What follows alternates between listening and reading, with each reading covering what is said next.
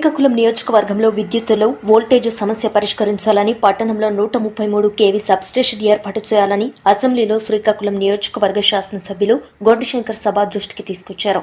2019లో Telugu Desam party అధిష్టానం ఉండేటప్పుడు విద్యుత్ సంస్కరణలు తీసుకొచ్చారని, అయినప్పటికీ 2019 నుంచి 24 వరకు జగన్ రెడ్డి పరిపాలనలో విద్యుత్ వ్యవస్థ చిన్నాభిన్నమైందని, దాని పరిణామం విద్యుత్ సమస్యలు పెరిగిపోయాయని తెలిపారు.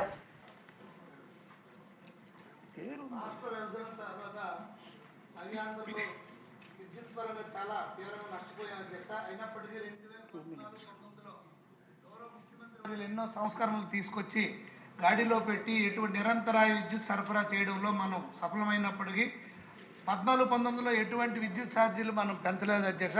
దురదృష్టవశాత్తు ఈ జగన్ రెడ్డి ప్రభుత్వం వచ్చిన తర్వాత ఈయన విధ్వంసకర పాలన వల్ల 1924 మధ్యలో ఎన్నోసార్లు విద్యుత్ పెంచడం, అలాగే ఎటువంటి మరమ్మతులు చేపట్టకపోవడం, ఎటువంటి అప్గ్రేడేషన్ చేయకపోయినందువల్ల మాది తీర ప్రాంత నియోజకవర్గం అధ్యక్ష. ముఖ్యంగా శ్రీకాకుళం నియోజకవర్గం ఎక్కడ కూడా విద్యుత్ లైన్లు మార్చే పరిస్థితి లేదు. అలాగే లో వోల్టేజ్ సమస్య. మా శ్రీకాకుళం పట్టణం నగర కార్పొరేషన్ అధ్యక్ష భారతదేశంలో జిల్లా హెడ్ క్వార్టరు, ఏకైక జిల్లా హెడ్ క్వార్టరు, సబ్స్టేషన్ లేని హెడ్ క్వార్టర్ మా శ్రీకాకుళం అధ్యక్ష. 133 కేవీ సబ్స్టేషన్ మాకు లేదు అధ్యక్ష. ఈ రోజు కూడా మా పట్టణంలో శ్రీకాకుళం టౌన్లోనే లేదా? శ్రీకాకుళం మాది head quarter sir. Town and 2 మండలాలు సార్. మాది కార్పొరేషన్ 2 మండలాలు, రూరల్ మండలం, గారా, శ్రీకాకుళం పట్టణం అధ్యక్ష. మా పట్టణంకు 133 కేవీ సబ్స్టేషన్ కూడా లేని పరిస్థితి అధ్యక్ష. చాలా లో వోల్టేజ్ సమస్యలు ఉన్నాయి అధ్యక్ష.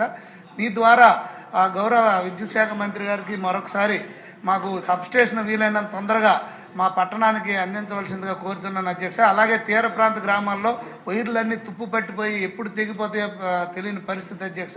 వాటన్నిటిని కూడా మార్పించి వీలైతే కొన్ని మరీ తీర ప్రాంత సముద్రం ఒడ్డులో అండర్ గ్రౌండ్లో వేసే విధంగా చూడాలని నేను కోరుకుంటూ, అలాగే లో వోల్టేజ్ సమస్య కూడా తీర్చవలసిందిగా కోరుకుంటూ నాకు ఈ అవకాశం ఇచ్చినందుకు ధన్యవాదాలు అధ్యక్ష. విజయచంద్ర గారు.